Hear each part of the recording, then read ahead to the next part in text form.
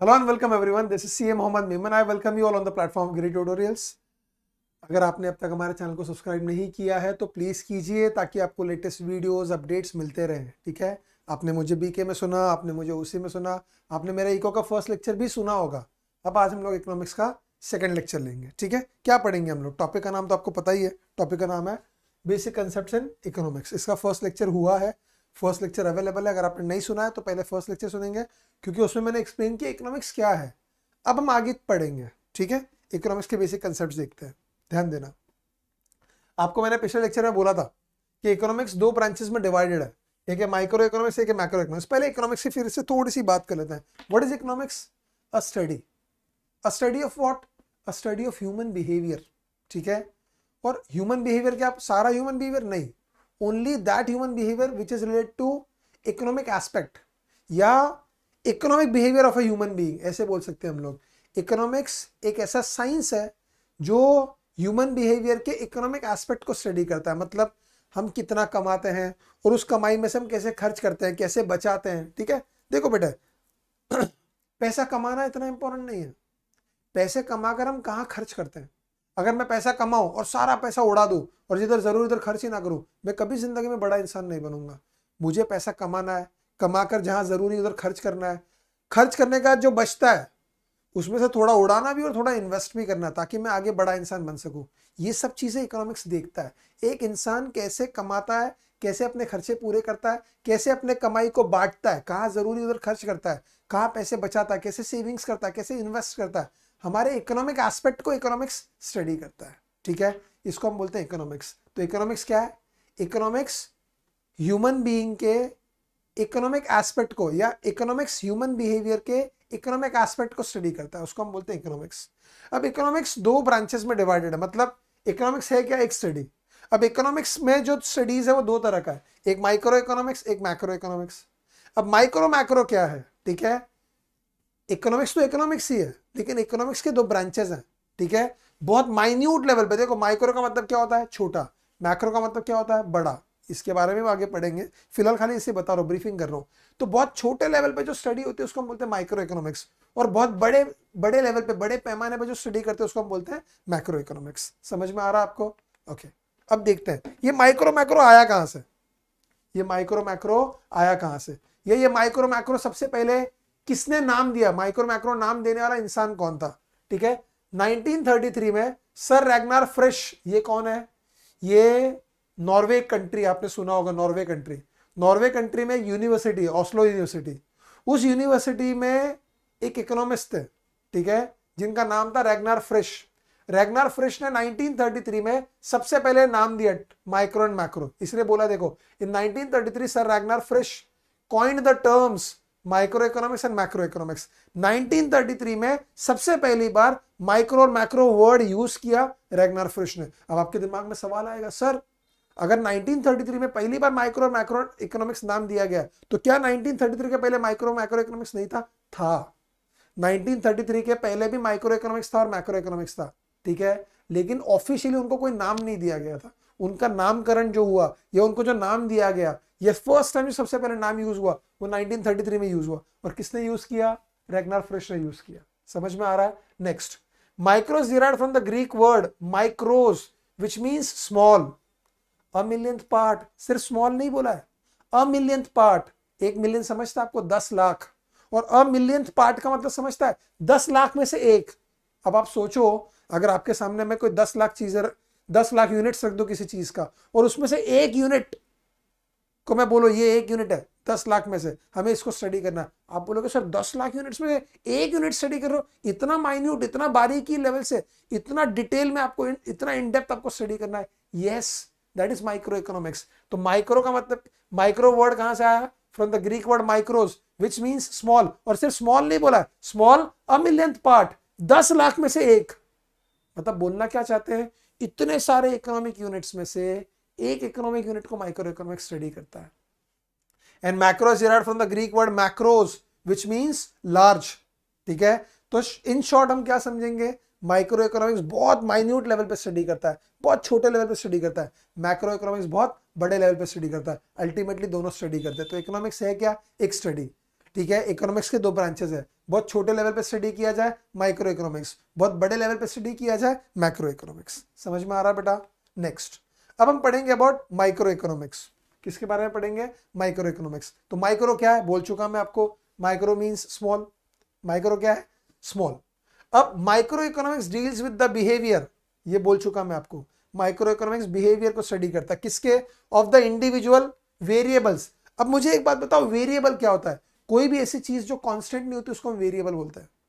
कोई भी ऐसी चीज जो कांस्टेंट नहीं होती, जो बदलते रहती है, जिसके अंदर वेरिएशन आता रहता है, बदलाव आते रहता है, उसे हम वेरिएबल बोलते हैं। ऐसे कई सारे वेरिएबल्स होते हैं, ठीक है, ठीक है, such as a household, एक घर, वर्कर एक इंसान, अ फर्म एक दुकान या एक बिजनेस, एक इंडस्ट्री, ठीक है, कुछ फर्म्स को मिला के एक इंडस्ट्री होता है, ठीक है। तो आप देखो यहाँ पे क्या बोलना चाहते हैं, micro economics deals with behaviour of the individual variables. मतलब एक घर कैसे चलता है वो माइक्रो इकोनॉमिक्स स्टडी करेगा, ठीक है। एक वर्कर की मेंटालिटी कैसी होती है वो माइक्रो इकोनॉमिक्स स्टडी करेगा, ठीक है। एक फर्म कैसे चलता है वो माइक्रो इकोनॉमिक्स स्टडी करेगा। एक इंडस्ट्री कैसे चलता है वो माइक्रो इकोनॉमिक्स स्टडी करेगा। माइक्रो इकोनॉमिक्स एक इकोनॉमिक वेरिएबल को स्टडी करता है, एक प्रोडक्ट का प्राइस, एक प्रोडक्ट का डिमांड, एक प्रोडक्ट का सप्लाई, सब कुछ एक यूनिट को माइक्रो इकोनॉमिक्स स्टडी करता है। तो माइक्रो इकोनॉमिक्स क्या है? माइक्रो का मतलब है स्मॉल, और माइक्रो इकोनॉमिक्स क्या है? एक ऐसा इकोनॉमिक्स जो एक टाइम पे एक ही इकोनॉमिक वेरिएबल को स्टडी करता है, जो एक साथ में सबको स्टडी करने बैठता नहीं है। आपके समझ में आ रहा है? माइक्रो का मतलब है स्मॉल, और माइक्रो इकोनॉमिक्स का मतलब है एक ऐसा इकोनॉमिक्स, एक ऐसा साइंस जो एक टाइम पे एक ही इकोनॉमिक वेरिएबल को स्टडी करता है, सबको एक साथ में स्टडी करता नहीं है। नेक्स्ट, अभी एक बहुत पॉपुलर इकोनॉमिस्ट है केनेथ बोल्डिंग, इन्होंने एक डेफिनेशन दिया था इकोनॉमिक्स का। क्या डेफिनेशन दिया? इससे आपको माइक्रो इकोनॉमिक्स अच्छे से समझ में आएगा, ध्यान देना। Micro economics is the study of particular firms. Particular, जब भी पर्टिकुलर वर्ड यूज होगा तो हम एक की बात कर रहे हैं। अ पर्टिकुलर फर्म मतलब एक firm, a particular house hold मतलब एक हाउस होल्ड, एक घर, इंडिविजुअल प्राइसेस एक प्रोडक्ट का प्राइस, इंडिविजुअल वेजेस एक इंसान का इनकम, इंडिविजुअल इनकम्स, वेजेस मतलब वर्कर का वेजेस, और इनकम मतलब एक इंसान का इनकम, इंडिविजुअल इंडस्ट्री एक इंडस्ट्री, पर्टिकुलर कमोडिटी एक कमोडिटी। अगर आप ये पूरे डेफिनेशन में अगर कुछ नोटिस करना है ना, तो आप देखो जहां भी केनेथ बोल्डिंग ने कुछ बोला, उन्होंने बोला एक एक एक एक एक, मतलब एक घर, एक प्रोडक्ट, एक फर्म, एक प्रोडक्ट का प्राइस, एक वर्कर का वेजेस, एक इंसान का इनकम, एक इंडस्ट्री, ठीक है, एक कमोडिटी। मतलब माइक्रो इकोनॉमिक्स एक ऐसा साइंस है जो क्या स्टडी करता है? एक इकोनॉमिक वेरिएबल को एक टाइम पे स्टडी करता है, बाकी चीजों को स्टडी करता नहीं है। तो माइक्रो इकोनॉमिक्स क्या है? एक ऐसा साइंस जो एक टाइम पे एक इकोनॉमिक यूनिट को या एक इकोनॉमिक वेरिएबल को स्टडी करता है, सबको एक साथ में स्टडी करता नहीं है। ओके, अब माइक्रो इकोनॉमिक्स से कुछ बेसिक कंसेप्ट्स हैं, basic concepts of micro economics. वो क्या है? वो ये है, इनको हम डिटेल में पढ़ेंगे। इधर खाली मैंने स्लाइड आपको समझने के लिए दिया है। Want, goods and services, utility, value, wealth, personal income, personal disposable income और इकोनॉमिक एक्टिविटी, ये सब हम लोगों को पढ़ना है, ये सब हम लोगों को पढ़ना है, ध्यान देना। ओके, सबसे पहले हम पढ़ेंगे अबाउट वांट। वांट क्या होता है? हमारी जरूरत, ठीक है। मुझे कपड़े खरीदना, ये मेरी वांट है। मुझे जूते खरीदने हैं, ये मेरी वांट है। मुझे मोबाइल खरीदना, ये मेरा वांट है। मुझे चश्मा खरीदना, ये मेरा वांट है। मुझे घड़ी खरीदनी है, ये मेरा वांट है। मुझे ये पेन खरीदना, ये मेरा वांट है। मुझे प्रेजेंटर खरीदना है, मेरा वांट है, ठीक है। मुझे रिमोट खरीदना है, मेरा वांट है। जो भी चीज मुझे खरीदनी है, मेरा वांट है। तो वांट क्या होता है? किताबों के पहले कॉमन सेंस के हिसाब से, in common language want means need, हमारी जरूरत जो है वो हमारा वांट है। लेकिन इकोनॉमिक्स क्या बोलता है? In economics want means a feeling of lack of satisfaction. जब हमें लैक ऑफ सेटिस्फैक्शन होता है, कोई सेटिस्फैक्शन की कमी होती है हमारे पास, तब हमारा वांट क्रिएट होता है। मतलब मुझे ऐसा लगता है यार मुझे कपड़े खरीदने हैं, तो लैक ऑफ सेटिस्फैक्शन है। मतलब जितने कपड़े मुझे चाहिए उतने नहीं है, या मैं सेटिस्फाइड नहीं हूं इसलिए मैं और कपड़े खरीद रहा हूं।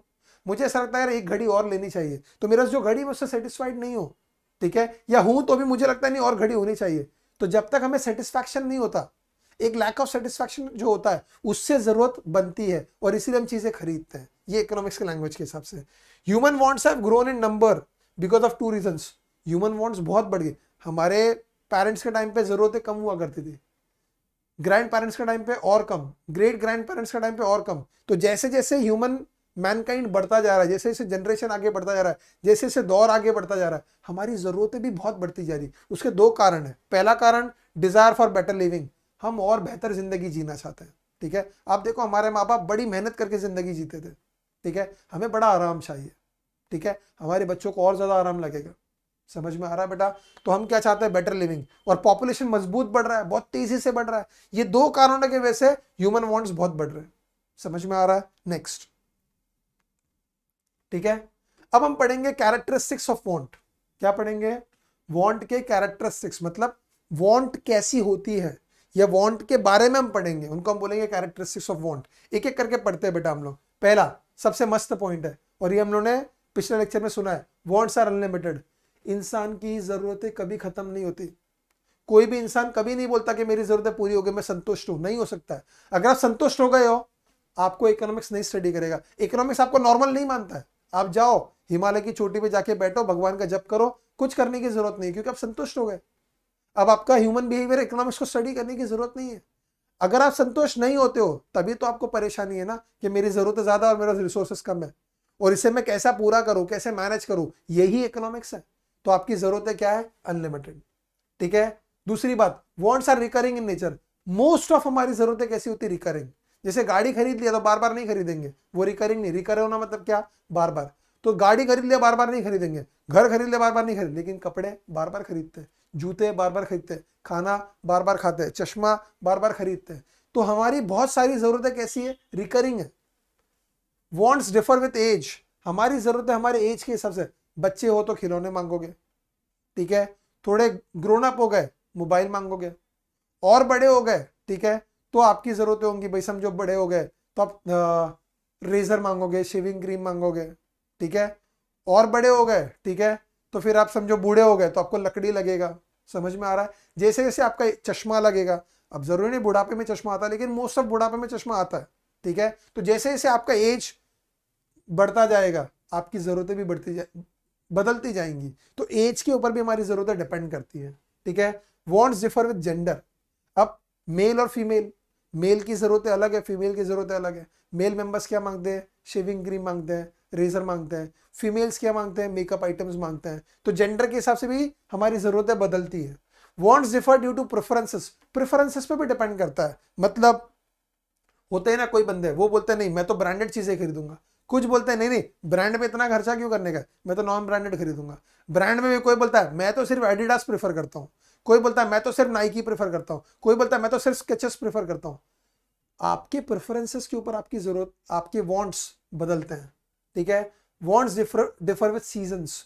ठीक है, अभी बारिश का सीजन चल रहा है तो अपने को रेनकोट्स लगते हैं, अपने को अम्ब्रेलाज लगते हैं। बारिश जाएगा, विंटर आएगा, अपने को वूलन क्लोथ्स लगेगा। विंटर जाएगा, समर आएगा, अपने को कॉटन क्लोथ्स लगेगा। तो जैसे जैसे सीजन बदलता जाएगा, वैसे वैसे अपनी जरूरतें भी बदलती जाएंगी। Wants differ due to culture. ये बहुत इंपॉर्टेंट पॉइंट है, हमारे कल्चर पे बहुत कुछ डिपेंड करता है। ठीक है, जैसे हम लोग क्या करते हैं बेटा, जैसे हम लोग फेस्टिवल्स में बड़ा खर्चा करते हैं, तो हमारी जरूरत है फेस्टिवल्स। जैसे दिवाली आ गया, बराबर है, पैसा कम भी है तो भी हम लुटा डालते हैं, क्यों भाई दिवाली है। ईद आ गया, पैसा कम भी तो भी लुटाते, क्यों ईद है। अरे भाई अगर तुम्हारा फेस्टिवल आ रहा है लेकिन तुम्हारा पैसा आगे नहीं बचने वाला है, मत खर्चा करो फेस्टिवल्स पे, क्या जरूरत है। आगे जाके पैसा ही नहीं बचेगा तो फेस्टिवल्स पे खर्चा कर रहे हो। लेकिन हम मानेंगे नहीं, क्यों, हमारा कल्चर वैसा है, हम वैसे तौर तरीके में, वैसे माहौल में पले बड़े हैं, तो हमारे कल्चर का हमारे ऊपर बहुत असर होता है, और हमारी जरूरतें हमारे कल्चर के ऊपर बहुत डिपेंड करती है। ठीक है, तो ये था कैरेक्टरिस्टिक्स ऑफ वांट। आपके समझ में आ रहा है बेटा? नेक्स्ट, अब हम पढ़ेंगे क्लासिफिकेशन ऑफ वांट्स। क्या पढ़ेंगे बेटा?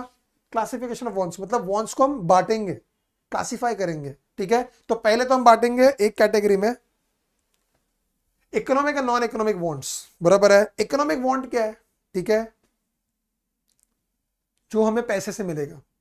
इकोनॉमिक वांट क्या है? जो हमें पैसे से मिलेगा, मतलब हमें कोई भी चीज खरीदनी है तो पैसे से मिलेगी, उसको हम बोलेंगे economic want. Non economic want क्या है? ठीक है, हमको सुकून चाहिए, पीस ऑफ माइंड चाहिए, ठीक है, कभी कभी अकेले रहने का दिल करता है, बराबर है, ठीक है, या हम कहीं जाए वहां पे सुकून से बैठे, ये नॉन इकोनॉमिक वांट है हमारा, जो पैसे से मिलता है। या हम चाहते हैं कि हमारी तरफ कोई प्यार जताए, ठीक है, या हम चाहते कोई हमसे अच्छे से बात करे, ठीक है, कोई हमारी बातों को समझे, ये सब नॉन इकोनॉमिक वॉन्ट्स है। तो जो पैसे से मिलता है वो इकोनॉमिक वॉन्ट्स, जो बगैर पैसे के मिलता है, ओके, जिसमें पैसे की जरूरत नहीं, उसको हम बोलते हैं non economic wants. Individual wants and collective wants, बराबर है। मैं चाहता हूं मेरे पास गाड़ी हो, बंगलो हो, ये मेरी इंडिविजुअल वॉन्ट्स है। बोईसर में एक लाइब्रेरी होना चाहिए, ये कलेक्टिव वॉन्ट है, ठीक है। नहीं है हमारे बोईसर में लाइब्रेरी, ओके। एक अच्छा लाइब्रेरी होना चाहिए जहाँ कॉम्पिटिटिव एग्जाम्स के बच्चे जाके पढ़ाई करें, ठीक है। अच्छा लाइब्रेरी नहीं है, मेरी बहुत बड़ी तमन्ना है कि एक अच्छी बड़ी लाइब्रेरी चालू करूँ बोईसर में, ठीक है। वो जल्दी चालू भी करने वाले थे हम लोग, लेकिन कोविड पीरियड आ गया तो रुक गया। तो मेरा एक बहुत बड़ा ड्रीम है कि भाई बोईसर में एक बड़ा लाइब्रेरी चालू करना है, जहाँ पे हमारे CA CS या IAS IPS के जो बच्चे हैं, जो भी कलेक्टिव, जो भी कॉम्पिटिटिव एग्जाम्स देते हैं, जो भी अच्छे प्रोफेशनल एग्जाम्स देते हैं, वो जाके वहाँ पे पढ़ाई करें, एक अच्छा माहौल मिले उनको और वो बच्चे आगे बढ़े। तो हमें एक लाइब्रेरी चाहिए, ये हमारी कलेक्टिव वांट है। हमारे बोईसर में सीनियर सिटीजन का क्लब नहीं है, ठीक है। अभी समझो, अभी मेरे डैड 66 के एज पे है, मेरी मम्मी 61 के एज पे है, ठीक है। हम लोग तो दिन भर काम करते हैं, और हमारे नहीं, सब घरों में ऐसा ही है, बच्चे काम करते हैं, माँ बाप के पास बात करने के लिए कोई नहीं है। वो लोग अपनी बातें कहाँ करें, अपनी चीज़ें कहाँ शेयर करें। तो एक ऐसा सीनियर सिटीजन क्लब होना चाहिए जहाँ पे जो बूढ़े लोग हैं, जो एजेड लोग हैं, वो जाए, वो अपनी बातें शेयर कर सके, थोड़ा उनका एंटरटेनमेंट हो, कुछ गेम्स खेले, कोई गाना गाए, कोई अपनी बात करे, कोई स्टोरी सुनाए, कोई अपनी एक्सपीरियंस शेयर करे। ऐसा एक सीनियर सिटीजन क्लब होना चाहिए बोईसर में। ये नहीं है, ये क्या है, हमारा कलेक्टिव वांट, ओके। तो जो हमें चाहिए वो इंडिविजुअल वांट है, जो सोसाइटी को चाहिए वो कलेक्टिव वांट है। नेसेसिटीज, कंफर्ट्स एंड लग्जरीज, जो हमारे बेसिक नेसेसिटीज है हमारी जिंदगी में, फूड, क्लोथिंग, शेल्टर, हेल्थ और एजुकेशन, ये हमारे नेसेसिटीज है, चाहिए ही चाहिए, ठीक है। कंफर्ट्स, लाइफ को आराम देने वाली जिंदगी, जैसे पहले हम कपड़े हाथ से धोते थे, अभी वॉशिंग मशीन में धोते हैं, तो वॉशिंग मशीन क्या देता है, कंफर्ट। पहले हम हाथ से मसाले बनाते थे, बराबर है, अभी हमारे पास मिक्सचर्स आ गए, मिक्सचर में फटाफट सब डाला, जो मसाला चाहिए वो बन गया, बराबर है। ये क्या है, कंफर्ट। पहले हम फ्रूट के जूसेस हाथ से बनाते थे, अभी जूसर आ गया, फ्रूट डाला, घुमाया, रेडी, खाली स्विच ऑन करना है, ये क्या है, कंफर्ट। तो आज हमें क्या मिलता है, कंफर्ट, मतलब ऐसी चीजें जो हमारी जिंदगी को आराम देती है, हमारा काम कम करती है, उनको बोलते हैं कंफर्ट्स। और जिंदगी में आराम चाहिए एकदम, मतलब एकदम सुकून, जबरदस्त धमाल, जैसे AC चाहिए। अब AC ना आपका नेसेसिटीज में आता है ना कंफर्ट्स में, लग्जरीज में आता है, बराबर है। आपको इतना सुकून देता है, जबरदस्त लाइफ देता है। अब मैं बगैर AC के अगर यहाँ पे स्टूडियो में लेक्चर रिकॉर्ड करूंगा तो मैं गर्मी से पागल हो जाऊंगा, पढ़ा भी नहीं पाऊंगा अच्छे से। मुझे ये एक लग्जरी है हमारे लिए, बराबर है। महंगी गाड़ी लग्जरी है, अच्छा AC लग्जरी है, समझ में आ रहा है। नॉर्मल घर चाहिए, नेसेसिटी है, बराबर है। मुकेश अंबानी का जेंटी लिया है, कितने फ्लोर से मुझे तो मालूम भी नहीं है, बराबर है। अब वो क्या है, लग्जरी है। एक गाड़ी समझ में आता है, ठीक है, लेकिन महंगी गाड़ी, बहुत सारी गाड़ियां लग्जरीज है। तो नेसेसिटीज जो चाहिए, कंफर्ट जो लाइफ को आराम दे, और लग्जरीज लाइफ एकदम धमाल, लैविश लाइफ जिए, उनको हम बोलते हैं लग्जरीज। ये था हमारा क्लासिफिकेशन ऑफ वांट्स। आपके समझ में आ रहा है बेटा। नेक्स्ट अब हम पढ़ेंगे गुड्स एंड सर्विसेज। हम लोग क्या पढ़ रहे हैं, आपको समझ में आ रहा है ना। मैं थोड़ा सा बता दूं आपको वापस। हम पढ़ रहे basic concept of micro economics, उसमें हमने वांट पढ़ लिया। अब हम गुड्स एंड सर्विसेज, ऐसे हम लोग आगे सब पढ़ेंगे बेटा, समझ में आ रहा है। तो अब हम पढ़ रहे हैं गुड्स एंड सर्विसेज, ठीक है। गुड्स एंड सर्विसेज क्या है, बहुत आसान है, ठीक है। ये पेन क्या है, गुड्स। ये क्या है, गुड्स। ये कैमरा जिसमें मैं रिकॉर्डिंग कर रहा हूँ क्या है, गुड्स। ये LED स्क्रीन क्या है, गुड्स। AC क्या है, गुड्स। यहाँ पे लैपटॉप, कंप्यूटर, डेस्कटॉप पड़े, ये क्या है, गुड्स। मैंने घड़ी पहनी, ये क्या है, गुड्स। मैंने चश्मा पहना, ये क्या है, गुड्स, बराबर है। आप जिस मोबाइल में या जिस लैपटॉप पे या जिस कंप्यूटर में मुझे सुन रहे हो, क्या है, गुड्स। लेकिन आपको मैं जो दे रहा हूं अभी, आपको मैं एक सर्विस दे रहा हूं, ठीक है। जो मैं आपको दे रहा हूं, आप मुझसे पढ़ रहे हो, ये क्या है, सर्विस। गुड्स भी हमारी जरूरत पूरी करता है, सर्विस भी हमारी जरूरत पूरी करता है। लेकिन गुड्स क्या है, एक ऐसी चीज जिसका एक मटेरियल एग्जिस्टेंस होता है, एग्जिस्टेंस है, ठीक है। ये एग्जिस्ट करता है, इसका एक अस्तित्व है, ठीक है, इसका एक फिजिकल एग्जिस्टेंस है। सर्विस भी हमारी जरूरत को पूरे करता है, लेकिन उसका कोई एग्जिस्टेंस नहीं होता, ठीक है। आपको ये पेन दिख रहा होगा, आपको ये चश्मा दिख रहा होगा, आपको ये घड़ी दिख रहा होगा, लेकिन मैं आपको जो पढ़ा रहा हूं, आपको मुझसे सर्विसेज मिल रहा है, आप मुझे देख सकते हो, लेकिन जो मेरे पास से आपको जा रहा है, मैं जो नॉलेज आपको दे रहा हूं वो दिख नहीं रहा है। यू गेटिंग इट, आप मेरा लेक्चर सुन रहे हो, ठीक है, आपको आवाज सुनाई दे रही है, लेकिन मेरे पास से जो नॉलेज ट्रांसफर हो रहा है या मुझसे जो लेक्चर आप सुन रहे हो उसको आप देख नहीं सकते, ठीक है। उसको हम बोलते हैं सर्विस। समझ में आया। तो क्या बोला यहाँ पे, anything that has a material existence and satisfies human want is term as a good. ठीक है, ऐसी कोई भी चीज जिसका मटेरियल एग्जिस्टेंस है, जिसका अस्तित्व है और जो हमारी जरूरत पूरी करता है, वो गुड्स है। और anything that does not have a material existence but satisfies human want is termed as service. ऐसी कोई भी चीज जो हमारी जरूरत पूरी करती है लेकिन उसका फिजिकल एग्जिस्टेंस नहीं है, मटेरियल एग्जिस्टेंस नहीं है, वो सर्विस है। समझ में आया? तो ये था आपका गुड्स एंड सर्विसेज। अब हम पढ़ेंगे about utility. What do you mean by utility? ठीक है, देखो यहाँ पे want satisfying power of a commodity is known as utility. किसी भी चीज में हमारी जरूरत पूरी करने की क्षमता, पावर, एबिलिटी, कैपेसिटी, उसको हम बोलते हैं यूटिलिटी। मतलब ये घड़ी मेरी जरूरत पूरी कर सकती है, तो इस घड़ी में मेरी जरूरत पूरी करने की क्षमता है, एक पावर है, उस पावर को हम बोलेंगे यूटिलिटी। घड़ी को यूटिलिटी नहीं बोलेंगे। घड़ी में वो क्षमता है, वो पावर है, वो कैपेसिटी है, वो एबिलिटी है कि वो मेरी जरूरत को पूरी कर सके, उस पावर को हम बोलेंगे यूटिलिटी। चश्मा, चश्मा यूटिलिटी नहीं है, लेकिन चश्मे में मेरी जरूरत पूरी करने की क्षमता है, एबिलिटी है, उस क्षमता, उस एबिलिटी को हम बोलेंगे यूटिलिटी। समझ में आ रहा है? ये शर्ट, शर्ट यूटिलिटी नहीं है, लेकिन शर्ट में मेरी जरूरत पूरी करने की कैपेसिटी है, पावर है, उसको हम बोलेंगे यूटिलिटी। तो what is utility? Want satisfying power of a commodity, हमारी जरूरत पूरी करने की क्षमता, उसको हम बोलते हैं यूटिलिटी। ठीक है, अब हम पढ़ेंगे वैल्यू। क्या पढ़ेंगे बेटा हम लोग? वैल्यू। अब वैल्यू दो तरह का होता है, एक होता है वैल्यू इन यूज, एक होता है वैल्यू इन एक्सचेंज। मतलब सनलाइट बहुत यूजफुल है, अगर सोचो सूरज निकलना बंद कर दे तो मैनकाइंड खत्म हो जाएगा। आप अगर सूरज में, अगर आपको सूरज की किरणें नहीं मिलती हैं या आपको सनलाइट नहीं मिलता है, ठीक है, तो आपको पता है आपकी बोन्स कमजोर हो जाती है। समझ में आ रहा है बेटा? ओके, पानी नहीं मिलेगा तो चलेगा क्या? नहीं। एयर नहीं मिलेगा तो चलेगा क्या? नहीं। सनलाइट नहीं मिलेगा तो चलेगा क्या? नहीं। इनका वैल्यू इन यूज बहुत है, ये जबरदस्त यूजफुल है, इनका हमको बहुत जरूरत है, इनका बहुत यूज है हमें, तो इनका वैल्यू इन यूज बहुत तगड़ा है, बहुत जबरदस्त है। और वैल्यू इन एक्सचेंज क्या होता है? उस चीज का मार्केट में वैल्यू कितना है, वो मार्केट में कितने रुपए में एक्सचेंज होता है, कितने रुपए में बिकता है। अगर मेरे पास कोई चीज है, मैं उसको बेचने जाऊं या मुझे किसी से खरीदनी है तो कितने में खरीद सकता हूं, या मेरे पास है तो कितने में बेच सकता हूं, उस चीज का मार्केट में वैल्यू कितना है। For what price that commodity can be exchanged, कितने रुपए में वो कमोडिटी एक्सचेंज हो सकती है, उसको हम बोलते हैं वैल्यू इन एक्सचेंज। समझ में आ रहा है बेटा? तो वैल्यू दो किस्म की होती है, value in use and value in exchange. देखो यहाँ पे, value in use refers to the worth of the commodity, it is usefulness of a commodity.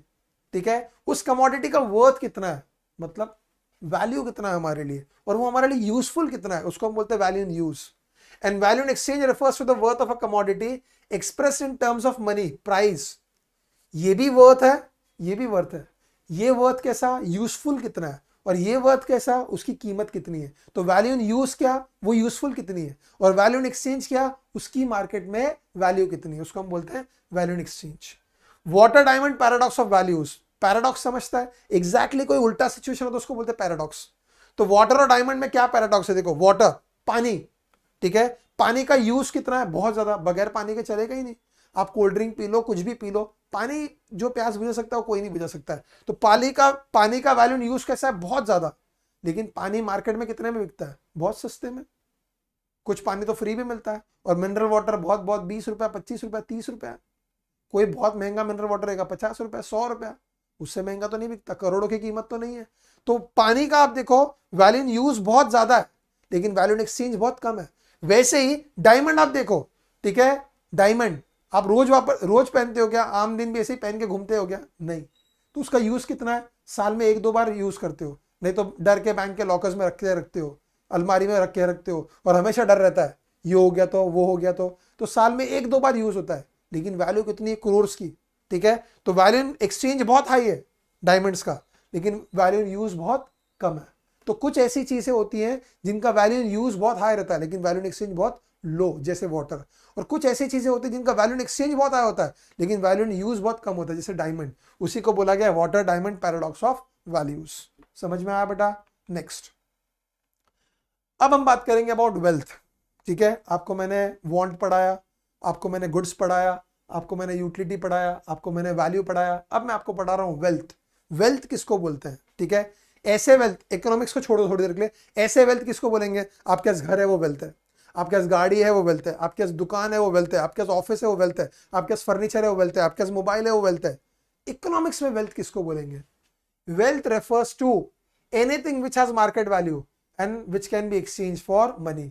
ऐसी कोई भी चीज जिसको मार्केट में वैल्यू है और जिसको पैसे के बदले में एक्सचेंज किया जा सकता है वो वेल्थ है। मतलब कोई जरूरी नहीं कि वो एसेट होना चाहिए, कोई भी चीज, छोटी चीज हो, बड़ी चीज हो, महंगी चीज हो, सस्ती चीज हो, अगर उसको मार्केट वैल्यू है, एक्सचेंज वैल्यू है और उसको मार्केट में आप बेच सकते हो, ठीक है, तो उसे हम बोलेंगे वेल्थ। तो इकोनॉमिक्स में वेल्थ किसको बोलेंगे? Anything which has a market value and which can be exchange for money. ऐसी कोई भी चीज जिसको मार्केट वैल्यू है और जो पैसे के बदले में एक्सचेंज हो सकती है उसको हम बोलेंगे wealth. To be regarded as wealth a commodity must possess certain characteristics. किसी भी चीज को वेल्थ बोलना है तो उसके अंदर कुछ कैरेक्टरिस्टिक्स होने चाहिए। किसी भी चीज को वेल्थ बोलना है तो उसके अंदर कुछ कैरेक्टरिस्टिक्स होने चाहिए। वो क्या कैरेक्टरिस्टिक्स होने चाहिए? वो ये 4 कैरेक्टरिस्टिक्स होने चाहिए। अगर किसी भी कमोडिटी में 4 चीजें हैं तो वो वेल्थ है। अगर इनमें से एक भी मिसिंग है तो वो वेल्थ नहीं है। पहला पॉइंट, यूटिलिटी। उस चीज के अंदर यूटिलिटी होनी चाहिए। यूटिलिटी क्या? हमारी जरूरत पूरी करने की क्षमता, कैपेसिटी, पावर। अगर कोई भी चीज मेरी जरूरत पूरी कर सकता है तो उसके अंदर यूटिलिटी है, अगर नहीं कर सकता तो उसके अंदर यूटिलिटी नहीं है। तो वेल्थ होने के लिए यूटिलिटी होना जरूरी है। Second point, scarcity. उस चीज की कमी होनी चाहिए, बराबर है, मतलब जितनी उसकी डिमांड हो उससे उसकी सप्लाई कम होनी चाहिए, वो कम अवेलेबल होना चाहिए। पानी देख लो आप, जितना हमको चाहिए उससे ज्यादा अवेलेबल है। सूरज की किरणें आप देख लो, जितना चाहिए उससे ज्यादा अवेलेबल है। एयर आप देख लो, हवा, हमको जितना चाहिए उससे ज्यादा अवेलेबल है। तो ये वेल्थ नहीं है। वेल्थ कोई भी कमोडिटी तब होगा, कोई भी चीज तब होगा जब उसका स्कैरसिटी होगा, उसका जरूरत ज्यादा होगा और उसका अवेलेबिलिटी कम होगा, डिमांड ज्यादा होगा, सप्लाई कम होगा। तो जब स्कैरसिटी होगा तो वो वेल्थ होगा, वरना वेल्थ नहीं होगा। तीसरा, ट्रांसफरेबिलिटी। वो चीज ट्रांसफर होना पॉसिबल होना चाहिए from one person to another. अगर वो ट्रांसफरेबल नहीं है तो वेल्थ नहीं है। If it is transferable it is wealth, if it is not transferable it is not wealth. मतलब ट्रांसफर होना from one person to another person, transferable है तो वेल्थ है, वरना वो वेल्थ नहीं है। And last point, externality. It should be external to human body. अगर कोई सिंगर है, उसका वॉइस, ठीक है, जैसे कोई भी सिंगर ले लो, ठीक है, कोई भी एक सिंगर है, ठीक है, उसका वॉइस एक्चुअल में वेल्थ है, लेकिन इकोनॉमिक्स के लैंग्वेज में वेल्थ नहीं है। क्यों? वो अंदर है बॉडी के, बॉडी के एक्सटर्नल होना चाहिए। बॉडी के अंदर अगर कोई चीज है तो वो वेल्थ नहीं है। तो किसी भी चीज को अगर आपको वेल्थ बोलना है तो उसमें 4 चीजें होनी चाहिए। क्या? Utility, scarcity, transferability, externality. चारों चीजें है तो वो वेल्थ है। 4 में से एक भी मिसिंग है वो वेल्थ नहीं है। समझ में आया बेटा? नेक्स्ट, अब हम बात करेंगे इकोनॉमिक एक्टिविटी, ठीक है। अब इकोनॉमिक एक्टिविटी क्या? माल खरीदना इकोनॉमिक एक्टिविटी, माल बेचना इकोनॉमिक एक्टिविटी, समझ में आ रहा है? खर्चा करना इकोनॉमिक एक्टिविटी, पैसा कमाना इकोनॉमिक एक्टिविटी, माल को प्रोड्यूस करना इकोनॉमिक एक्टिविटी, समझ में आ रहा है? Getting it everybody? Economic activity क्या है? हम पैसे के लिए, पैसा कमाने के लिए, बिजनेस के लिए जितनी भी एक्टिविटीज करते हैं वो एक इकोनॉमिक एक्टिविटी है। इकोनॉमिक एक्टिविटी में क्या क्या आता है? इकोनॉमिक एक्टिविटी में 4 चीजें आती है। इकोनॉमिक एक्टिविटी में 4 चीजें आती है। सबसे पहले क्या? प्रोडक्शन। सबसे पहले क्या? प्रोडक्शन। मतलब एक मैन्युफैक्चरर चीजों को बनाता है, एक मैन्युफैक्चरर चीजों को बनाता है, उसको हम बोलते हैं प्रोडक्शन। मतलब ये घड़ी किसी कंपनी ने बनाई होगी, प्रोडक्शन। ये पेन किसी कंपनी ने बनाया होगा, प्रोडक्शन। ये प्रेजेंटर किसी कंपनी ने बनाया होगा, प्रोडक्शन। ये रिमोट किसी कंपनी ने बनाया होगा, प्रोडक्शन। तो पहले चीजें बनाई जाती है, बनाने के बाद क्या करते हैं? लोगों तक पहुंचाते हैं, दैट इज कॉल्ड डिस्ट्रीब्यूशन। मतलब खाली चीजें बना के रखना क्या फायदे का है? अगर मेरी एक कंपनी है, ठीक है, जो घड़ी बनाती है, मैं घड़ियां बनाते रहूं, बनाता रहूं और सिर्फ घड़ी बनाता रहूं, ढेर लग जाए मेरे घड़ियों का, क्या फायदे का है? वो चीजों को बेचना जरूरी है। बिकेंगी कब? जब मैं लोगों तक वो चीजें पहुंचाऊंगा। अगर मेरा बोईसर में फैक्ट्री है तो बोईसर के बोईसर में नहीं, मेरा माल ऑल ओवर इंडिया या इंडिया के बाहर भी मेरा माल लोगों तक पहुंचना चाहिए। क्यों? मेरा प्रोडक्ट अगर उनके मार्केट में अवेलेबल है तभी तो खरीदेंगे। आज आप मान लो, समझो डव सोप है, डव सोप की कंपनी अगर सोप हमारे मार्केट में अवेलेबल ना करे तो हम खरीदेंगे क्या? नहीं। जब तक उनका प्रोडक्ट हमको मार्केट में दिखेगा नहीं, हम खरीदेंगे नहीं। तो प्रोडक्शन इंपॉर्टेंट है, लेकिन प्रोडक्शन से ज्यादा इंपॉर्टेंट है डिस्ट्रीब्यूशन। जितना हमारा प्रोडक्ट का डिस्ट्रीब्यूशन ज्यादा होगा, जितना हमारा प्रोडक्ट ज्यादा मार्केट्स में अवेलेबल होगा, उतना ज्यादा बिकेगा। तो माल को प्रोड्यूस करना, बनाना इस प्रोडक्शन, और माल को लोगों तक पहुंचाना इस डिस्ट्रीब्यूशन। फिर एक्सचेंज। एक्सचेंज क्या होगा? एक बंदे से दूसरे बंदे को जब माल जाता है, जब डील होता है, जब सेलर बायर को माल देता है, तो उसको हम बोलते हैं एक्सचेंज। ये भी एक इकोनॉमिक एक्टिविटी है। और एक्सचेंज के बाद क्या होता है, वो कमोडिटी को कंज्यूम करता है। अब बहुत बार हम सोचते हैं कंज्यूम करना तो खाना, ऐसा नहीं है। मैं फिलहाल इसको यूज कर रहा हूं तो ये भी कंजम्पशन है, ठीक है। मैं फिलहाल चश्मा पहन रहा हूं, ये भी कंजम्पशन है। मैं कपड़े पहन रहा हूं, ये भी कमोडिटी को यूज में लाना, जिस चीज के हम लाए हैं उस चीज के लिए उसको वापरना, दैट इज कॉल्ड कंजम्पशन, ठीक है। तो इकोनॉमिक एक्टिविटी में 4 एक्टिविटीज आती है। इकोनॉमिक एक्टिविटी में 4 एक्टिविटीज आती है, production, distribution, exchange and consumption. समझ में आया बेटा? Next, okay. अभी थोड़ी देर पहले मैंने आपको बताया प्रोडक्शन। प्रोडक्शन मतलब क्या, चीजों को बनाना। अब there are 4 factors of production, ठीक है। इन चीजों के बगैर प्रोडक्शन पॉसिबल नहीं है, इन चीजों के बगैर प्रोडक्शन पॉसिबल नहीं है। ये क्या चीजें हैं, ओके। आपको हमेशा याद रखना पड़ेगा, जब जब इकोनॉमिक्स की पढ़ाई करोगे ये कहीं ना कहीं आपको मिलेगा। There are 4 factors of production. What do you mean by factors of production? These are those factors without which production cannot take place. All these factors contribute to the process of production. इनके बगैर production possible नहीं है। ये चारों चीजों के वजह से प्रोडक्शन पॉसिबल होता है। अब ये क्या 4 चीजें हैं? सबसे पहले लैंड, बराबर है। अब लैंड किसको बोलते हैं, बराबर है। हमारी भाषा में लैंड किसको बोलते हैं? जमीन को। लेकिन इकोनॉमिक्स में लैंड क्या है? Any natural resource which is put to use for the process of production is land. मतलब जमीन भी लैंड है, पानी भी लैंड है, जमीन के नीचे से अगर कोई रिसोर्सेज मिलता है वो भी लैंड है। मतलब लैंड मतलब सिर्फ जमीन नहीं है। इकोनॉमिक्स में लैंड का मतलब any natural resource which is use for the process of production. अगर कोई भी नेचुरल रिसोर्स है और उसको प्रोसेस ऑफ प्रोडक्शन के लिए यूज किया तो it is called land. Labour, बहुत बार हमें लगता है लेबर का मतलब क्या, जो काम करता है बंदा उसको हम लेबर बोलते हैं, गलत। उसे हम बोलते हैं लेबरर, ठीक है। और एक इंटरेस्टिंग बात बताऊं आपको, आपको बहुत हंसी आएगी, ठीक है। इकोनॉमिक्स में रोड पे कोई बंदा मेहनत मजदूरी कर रहा है और मैं यहाँ पे आके प्रोफेशनली टाई वाई पहन के लेक्चर डिलीवर कर रहा हूँ, मेरे ऑफिस में क्लाइंट्स को सर्विस दे रहा हूँ, गाइडेंस दे रहा हूँ, एडवाइस दे रहा हूँ। रोड पे काम करने वाला बंदा भी लेबरर है और एक प्रोफेशनल बंदा भी लेबरर है इकोनॉमिक्स में। Economics does not differentiate between skilled people and unskilled people. कोई भी बंदा काम कर रहा है वो लेबरर है, तो मैं भी लेबरर हूँ, वो रोड पे काम करने वाला बंदा भी लेबरर है। अब मैं लेबरर हूं, चलो मैंने मान लिया मैं लेबरर हूं, तो लेबर किसको बोलेंगे? मैंने जितना काम किया, the amount of work done by the labourer is known as labour. मतलब मैं एक लेबरर हूं और इस वीडियो में मैंने जितना आपको पढ़ाया, जितना मैंने काम पूरा किया, उसको हम बोलेंगे लेबर।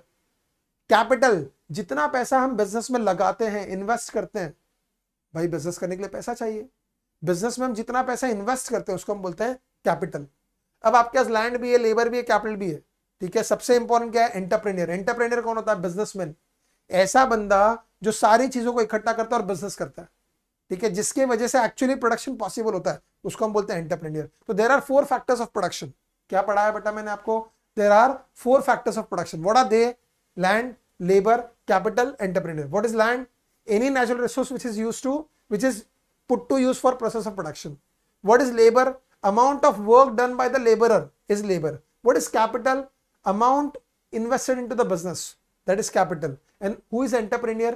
एक ऐसा बंदा who brings all these things together and actually initiates the production. एक ऐसा बंदा जो सारे रिसोर्सेज को इकट्ठा करता है और एक्चुअली वो प्रोडक्शन की शुरुआत करता है, उसी के वो सब चीजों को इकट्ठा करता है, ठीक है, वो सब चीजों को एक साथ में लाता है और उसके वजह से प्रोडक्शन पॉसिबल होता है, उसको हम बोलते हैं एंटरप्रेन्योर। तो ये 4 फैक्टर्स के बगैर प्रोडक्शन नहीं हो सकता है, ये 4 फैक्टर्स के बगैर प्रोडक्शन नहीं हो सकता है। ये 4 फैक्टर्स को हम बोलते हैं factors of production, land, labour, capital, entrepreneur. समझ में आया? ओके, ठीक है। अब मैंने क्या क्या पढ़ा है आपको वो देख लेते हैं हम लोग फटाफट। ये हम लोग पढ़ रहे हैं बेसिक कंसेप्ट्स ऑफ इकोनॉमिक्स। क्या पढ़ रहे हैं? Basic concepts of economics. Want मैंने आपको पढ़ा दिया, हमारी जरूरत है। गुड्स सर्विसेज पढ़ा दिया, जिसका मटेरियल एग्जिस्टेंस है वो गुड्स, जिसका मटेरियल एग्जिस्टेंस नहीं हो सर्विस। यूटिलिटी पढ़ा दिया, want satisfying power of a commodity is utility. Value पढ़ा दिया, value in use and value in exchange. Wealth पढ़ा दिया, ठीक है, ऐसा कोई भी चीज जिसका मार्केट वैल्यू है and which can be exchange for money is wealth. और इकोनॉमिक एक्टिविटी पढ़ा दिया। ये 2 चीज रह गया, personal income and personal disposable income. Sorry मैं उसके स्लाइड्स डालना भूल गया, ठीक है, लेकिन वो एक एक लाइन में खाली, उसमें कुछ है नहीं। पर्सनल इनकम क्या? जो पैसा मैं कमाता हूं वो मेरा पर्सनल इनकम है। जो पैसा मैं कमाता हूं, मैं कमाऊं मेरा पर्सनल इनकम, आप कमाओ आपका पर्सनल इनकम। और पर्सनल डिस्पोजेबल इनकम क्या है? हम जो पैसा कमाते हैं उसमें से हमें टैक्स पे करना होता है गवर्नमेंट को। तो हमने जो पैसा कमाया और उसमें से जो टैक्स पे किया, टैक्स पे करने के बाद जो बच गया उसे हम बोलते हैं पर्सनल डिस्पोजेबल इनकम। मतलब अगर मैंने पूरे साल में 10 लाख रुपए कमाया तो 10 लाख क्या है, पर्सनल इनकम। और 10 लाख में से समझो मैंने 1 लाख रुपए टैक्स पे कर दिया गवर्नमेंट को, मेरे पास कितना बच गया, 9 लाख, उसको हम बोलेंगे पर्सनल डिस्पोजेबल इनकम। तो जो हम कमाए उसको हम बोलते हैं पर्सनल इनकम, और कमाने का टैक्स पे करे, टैक्स पे करने का जो बच जाए उसको हम बोलते हैं पर्सनल डिस्पोजेबल इनकम। ये इकोनॉमिक कंसेप्ट हमने आज के लेक्चर में कवर किए। ठीक है, आई होप आपके समझ में आया बेटा जो भी मैंने पढ़ाया। ठीक है, आपको हमारे लेक्चर्स भी शायद पसंद आ रहे होंगे, और लेक्चर्स अगर पसंद आ रहे हैं तो प्लीज़ हमारे लेक्चर्स को, वीडियोस को आप लाइक करें, लोगों के साथ शेयर करें, और चैनल को सब्सक्राइब भी करें। ठीक है, और मेरे आगे के लेक्चर्स का वेट करें। Thank you very much. I shall see you in the next lecture. Bye bye everyone, thank you.